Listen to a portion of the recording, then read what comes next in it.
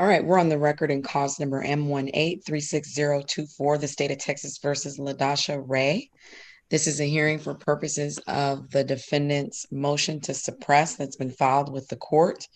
We are appearing over Zoom video conference with the court's court reporter, defense attorney, Ms. Laura Phelan, the defendant, Ms. LaDasha Ray, assistant district attorney, Ms. Catherine Lessing, as well as the court, all of whom are appearing over Zoom.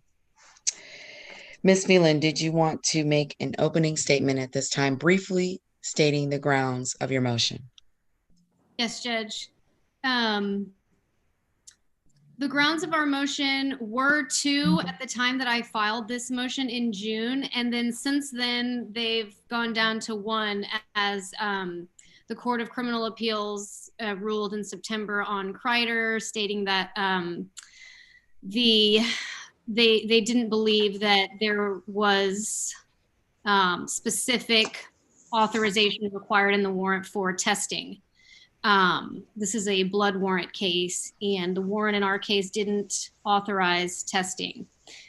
So I'm conceding that issue based on the September 16th, 2020 ruling in the Kreider case out of the Court of Criminal Appeals. And our second issue is that under 18.07 of the Code of Criminal Procedure, the blood analysis was conducted outside of the 3 days given under 18.07. And so we'd still like to make argument on that issue, Judge. Okay, do you have any witnesses to bring today? No. Okay, what says the state? You have opening comments on this motion? Briefly, Your Honor.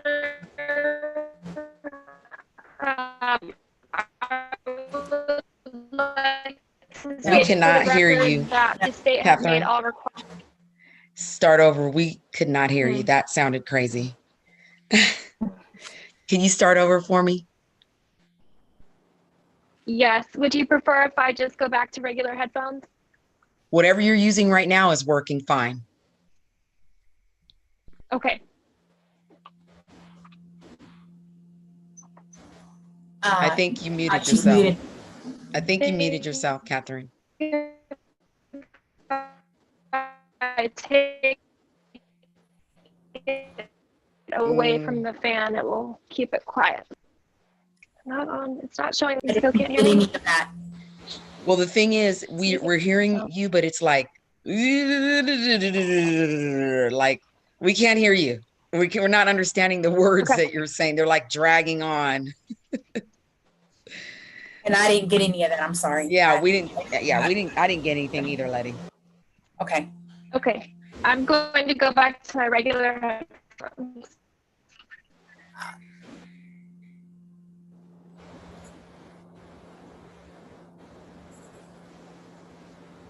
Okay, unmute yourself.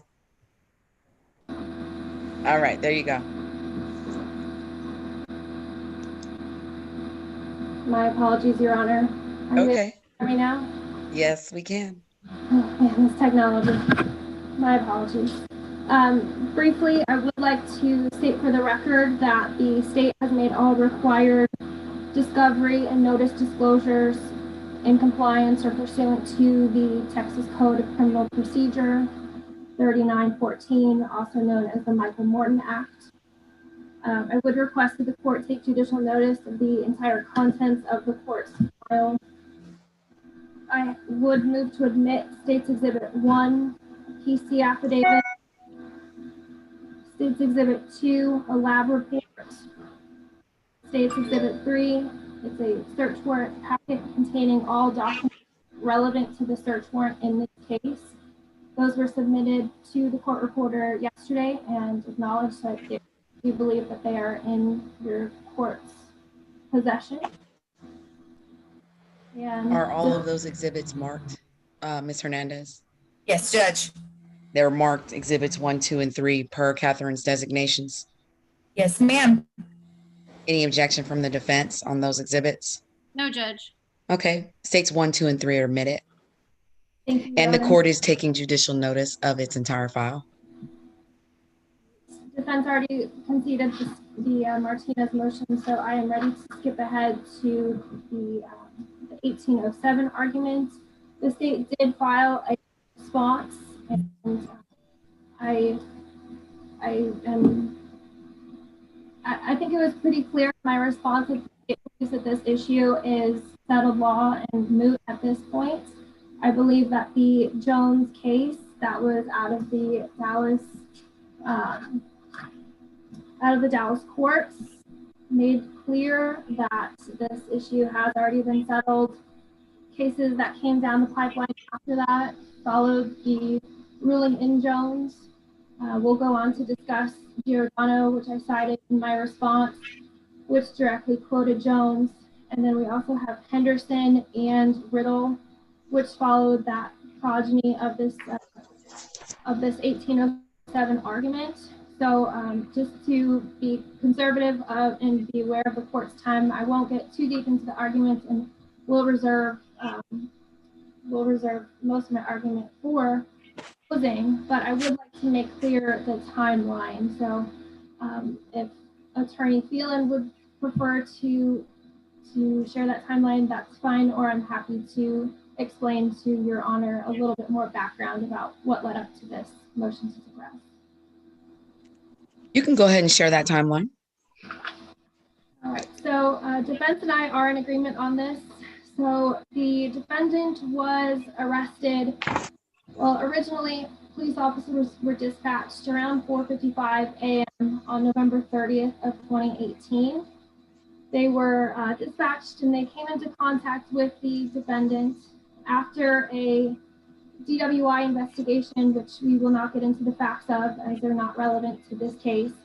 After an investigation, the officers determined it would be appropriate to seek a search warrant of the defendant's blood, believing that it would contain evidence of driving while intoxicated. That search warrant was signed at 6:51 a.m. by a magistrate. The blood was then drawn at 7:07 a.m. And I know I'm not great at math, but I'm fairly certain that is a 16-minute delay between the warrant's issuance and the blood draw. The blood was submitted to SWIFT that same day. Analysis began on December 4th. And as Your Honor will see in State's Exhibit number 2, the SWIFT's toxicologist issued its report on December 7th, 2018. Okay. Does the defense stipulate to those facts? We do. Okay. So then I guess, does anyone have any evidence to put on defense? Judge, we had one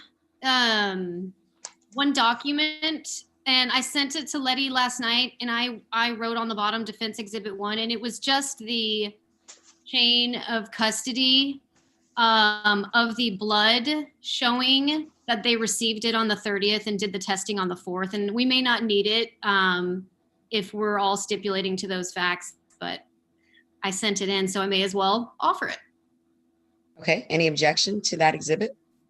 No, Your Honor. And Ms. Hernandez, you received that exhibit marked by the defense? I did. Okay. Defense 1 is admitted. Do you have any other evidence to put on defense? That's the only document. I mean, I did have some argument. Is that coming up? Right. No, evidence would be witnesses, any other exhibits, No, anything of that nature, like your case in chief. Do you have anything you want to put on? No. Okay. State, do you have any evidence you'd like to present? No, Your Honor. Other than your, no. Go ahead. Everything already admitted is sufficient. Okay. Well, then we can go ahead and hear arguments. Defense, it's your motion, so you can begin and end. Okay, Judge. So I filed my motion on June, and then all of these rulings were subsequent to that. And I would like to say that the cases that the state is referencing, which include Jones from July 9th and Giordano, from October 16th, and Riddle from November 2nd, and Henderson from November 6th. Those are all memorandum opinions that are out of the Dallas Court of Appeals. And because they are just memorandum opinions and because they are not binding precedent, we would like to still go forward with our argument that the Code of Criminal Procedure under 18.07 authorizes 3 whole days for the execution of the warrant. And we are arguing that that would include the seizing and the analysis of the blood. If you will look at 1807, Section A is the one that gives out the periods allowed for the execution of a search warrant. And number 1 talks about you get 15 whole days if you're seizing DNA. And number 2 mentions you get 10 whole days if the warrant is issued under Article 18B.354, which is not our case. And then Section 3 mentions you have 3 whole days if the warrant is issued for a purpose other than that described by subdivisions 1 or 2.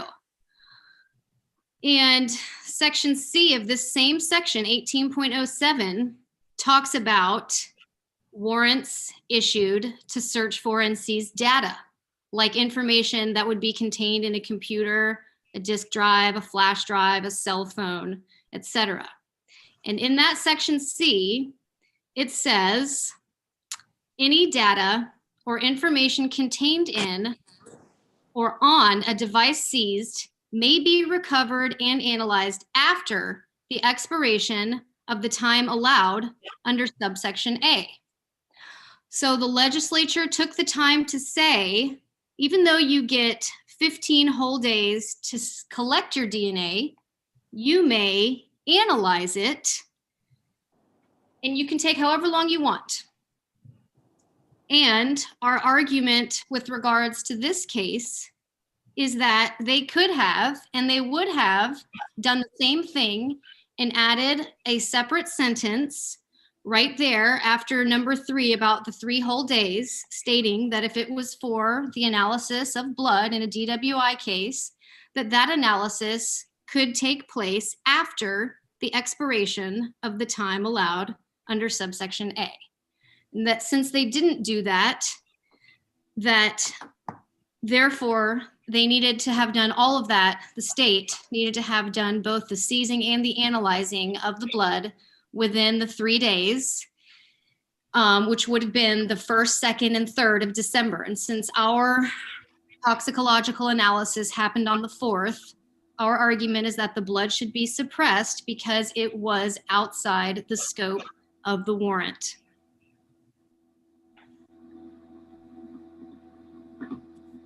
I will also point out that on page 7 of the warrant packet that I'm not sure what numbered exhibit that is, but I believe it's been admitted into evidence. And the warrant in this case does state that they have 3 days, that it needs to be executed within 3 days. And the only other thing I would add to that is under Kreider, which is binding precedent for all of us, there is no separate warrant requirement for the analysis and testing of the blood, which they could have done. They could have said you need to get 1 warrant for the seizing of the blood. And then you can take however long you want. You can store the blood for 6 months. And when you're ready to test it, you need to get a second warrant, and then you'll have 3 days to execute your testing. But they didn't have that. They merged the requirements. And they said it's all just implied under the first warrant, and the warrant doesn't even have to say anything about testing. And along those same lines, Judge, we argue that it is therefore also implied under 18.07A3 that you have 3 whole days to do both the seizing and the analyzing. And based on that, and because they didn't say, like they did in section C under 18.07C, they didn't say you can take however long you want, you can do your analysis outside of the time you have for collecting. Because they didn't say that regarding section 3, we would argue that the analysis exceeded the scope of the warrant in this case, and we ask you to grant our motion to suppress. Okay. Both sides having rested and closed, state, what do you have to say? What arguments do you have? Yes, Your Honor. I would like to begin with Article 18.07. It's titled Days Allowed for the Warrant to Run. And as defense has already stated, it reads, the period allowed for the execution of a search warrant exclusive of the day of its issuance and the day of its execution. The key word there and our guiding light here is the word execution. So I would like to rephrase or redefine the scope of the argument here. Defense has alleged the term staleness, and the state believes that's an incorrect argument to begin with or to frame this discussion. And I know you've heard this before, so I will make it brief. Staleness refers to the timeliness of probable cause to issue a search warrant, not the timeliness of the warrant's execution. So a staleness analysis is asking whether the facts known to the officer would permit a reasonable conclusion that the items to be searched for and seized are presently in the place to be searched. So for DWI cases, a proper staleness argument would be that the warrant issued, example, a warrant issued based on SFSTs conducted 5 days ago, the blood has dissipated, its concentration of alcohol, there would no longer be a reasonable basis to conclude that the blood constituted evidence of DWI. In this case, the staleness argument is inapplicable. As we've already discussed and the state and defense have come to an agreement on, the blood was drawn within 16 minutes. There is no staleness of the warrant. So given that, I'm turning to the word execution under Article 18.07. We'll start by saying the defense's argument is really that blood analysis must be performed within the prescribed execution period set forth in Article 18.07. And defense stated that the memorandum opinion in Jones is not binding, and the state just plainly, respectfully disagrees. The opinion to me is binding, and memorandum opinions, although sometimes can be persuasive, they can be binding if they're issued for cases that were not previously settled under existing evidence, or if they don't establish a new rule of law. Sometimes if they don't involve constitutional issues or criticize existing law, or if they're resolving a question of authority. So in this case, even though it may not be as published or as well promoted on search engines or whatever the metric is, the state does believe in memorandum opinion on Jones decided by the Court of Appeals, 5th District of Texas at Dallas, is binding. So to take it from the beginning, Jones was a similar case as to the fact that we have in this defendant's case today. That blood was drawn for the purpose of toxicological analysis. And the court in that case plainly stated, and throwing all Kreider, statin, whatever Martinez issues aside, just plainly regarding 18.07, they again stated that the defendant cited no authority beyond the statute itself to support his argument, nor have we found any. This statute merely provides the deadlines for seizing the evidence, not analyzing it. The court went on to say that the execution of the warrant is the blood draw, not the testing and/or analysis of that blood. They went on to clarify their previous statin ruling, saying nothing imposes a deadline for the testing or analysis of that blood, much less applying the statutory deadline of Article 18.07A3 to the testing and/or analysis of that blood. They plainly stated, "We decline Jones's invitation to create new law on this subject." A couple weeks later, the court then considered Giordano. In that case, they denied his motion for rehearing. That defendant similarly was accused of driving while intoxicated, and his blood was drawn for purposes of toxicological analysis. In that case, the court plainly states, "Common sense dictates." Their guiding light here was common sense, and they were using that statement in regards to Staten and Jones. They're not reading anything into the statute, and they're not applying anything such as a deadline or a time frame requirement to Article 18.07. They quoted Jones again and stated repeatedly that the 3-day period is not in relation to the testing of the blood. It's merely the execution of the warrant, which would be pulling the blood in the blood draw. Most importantly, Giordano states, "On facts similar to those at issue here, we concluded in Jones that the execution of the warrant is the blood draw, not the testing and/or analysis of that blood." We went on to repeat, "We further noted in Jones and Staten, nothing imposes a deadline for the testing and/or analysis of that blood, much less applying statutory deadline of Article 18.07A3 to the testing and/or analysis of that blood." They stated, "Consequently, we declined Jones' invitation to create new law on this subject. We likewise declined Giordano's invitation here." The state then, the court, the Honorable Court on November 2nd went on to review Riddle. And seemingly out of frustration, in a very concise motion or ruling, they wrote, "As to the merits of the arguments, we recently concluded in at least 2 other cases that Article 18.07 provides the deadline for seizing the evidence, not analyzing it." Again, quoting Giordano and Jones. Finally, Henderson, the court again states, "The court already concluded Article 18.07 merely provides the deadlines for seizing the evidence, not analyzing it." And they went on to say, "Moreover, we specifically declined to apply the statutory deadline to the testing or analysis of blood." Now, I understand that the Court of Criminal Appeals hasn't given some, major ruling on this, but just because we haven't received a hearing or a ruling from them on this issue doesn't mean it's unsettled.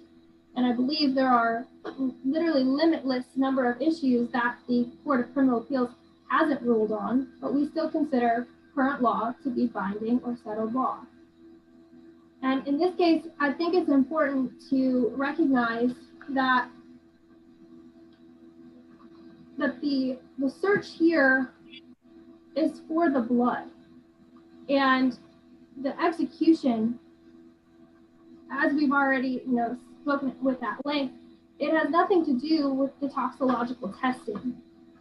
And the reason probably for that, which we can read into, given the court's previous rulings that common sense dictates, would be that the legislature understands how overburdened the laboratory systems are. And what's central to law and interpretation is analyzing them as a whole rather than in isolation. And in this case, we know that the legislature intended the statute to be effective. They would never put something in that would be inoperable or taken out of context. So here, we must apply what's feasible in execution and not a useless act. And that's Lovell v. State. It's also in multiple other cases that I'm happy to provide afterward, Your Honor. But it's also a feature or a critical feature of statutory interpretation that courts do not follow too literal of an interpretation when it would prevent the enforcement or general purpose of the statute. So we know the statute here in question is Article 18.07, where it's intended to guide the seizure of evidence. Here we can plainly understand that the legislature wouldn't have written a law that would be completely unfeasible. They understand it takes in most instances more than 3 days for an officer to submit the blood and for the whatever agency is testing the blood to submit their report. So taking all of that into consideration, the state disagrees with the premise that Jones is not binding. We disagree that the progeny of that case would not provide guidance to the court. It's plainly clear that the statute was not meant to guide or provide a timeline on the testing of the blood, merely the execution, and here the execution of that or the blood draw was at issue clearly within the 3 days. And we also argue that the legislature never intended for Article 18.07 to require something so impossible for the states or the law enforcement agents to comply with. Taking all of that into consideration, we ask that you deny the defendant's motion to suppress, and like other courts have stated, deny or decline the invitation to create new case law. Thank you. Do you have anything final you want to say, Ms. Phelan? Just that we're not asking for any new law. We think that the Code of Criminal Procedure, I think that the state is not relieved of its obligation under 1807A 3 to test the blood within 3 whole days. I understand that you probably don't want to rule the other way that the Dallas Court of Appeals has done, but I will say that you could, and it's not binding precedent because it's only memorandum opinions and because the CCA hasn't taken this up on appeal yet. And also the most recent 2, those could still technically be submitted for PDR, and they haven't run out their timeline to do that yet. And I think until we have an actual ruling from the CCA, it would be within your ability to rule in favor of the defense on this motion, as I've seen you do, as I've seen this court do in other cases on these same facts. Admittedly, it was prior to these, but and hold the state to the 3 whole days mentioned in 18.07. If they wanted to state that they could take longer than that, then they would have done what they did in Section C and say that any data contained in any device seized may be recovered and analyzed after the expiration of the time allowed. And they didn't do that. And that's all. We renew our previous arguments. Thanks.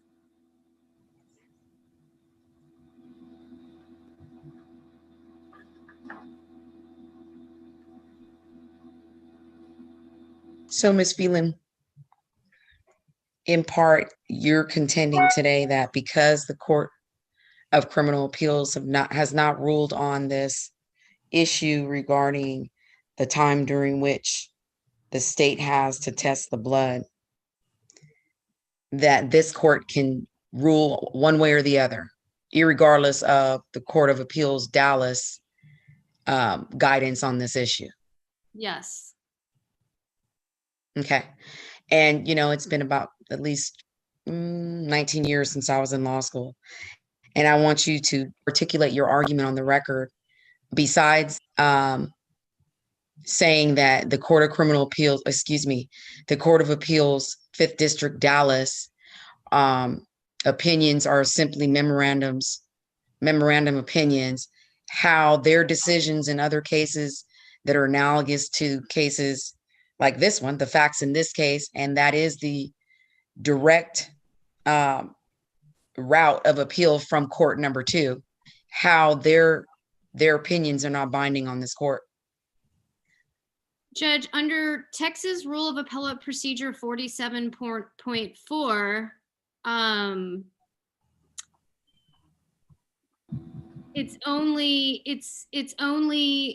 it's not binding precedent. You don't have to follow it. You could go the other way, and that's the argument that I'm making here today. Under 47.4, Texas Rule of Appellate Procedure, that because it's only a memorandum opinion, it's not binding precedent. But I understand that we're probably not on the right side of this, but in terms of what you feel comfortable doing. And I do understand that. So.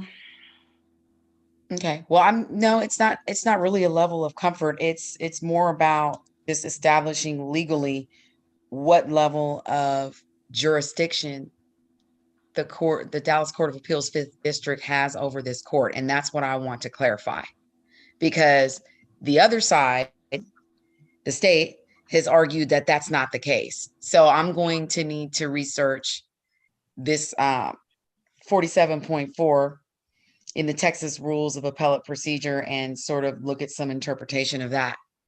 Okay. Because this issue has come before the court before, and it's probably been at least a year, if not 2 years. And so I'm going to go ahead and look at this again, and take it under advisement and reset this for January 5th at 2:00 to make a ruling.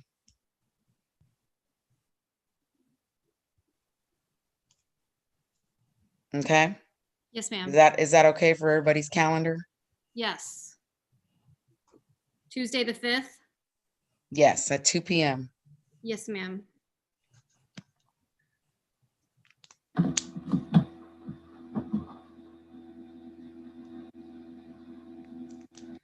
Does anybody have anything further? No, thank you. Your Honor, in the past, you've requested briefs or responses on these new issues. Would you like the state's defense to prepare a response, or will you independently?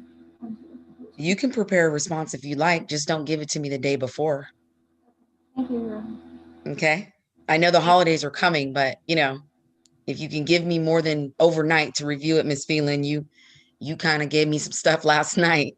And I'm like, I need more than the day before to review, because the other side presumably needs time. They want to respond to it usually. So the night before is not going to be enough time for either of you to submit briefs. Okay. So just try to do it in advance, and that's fine.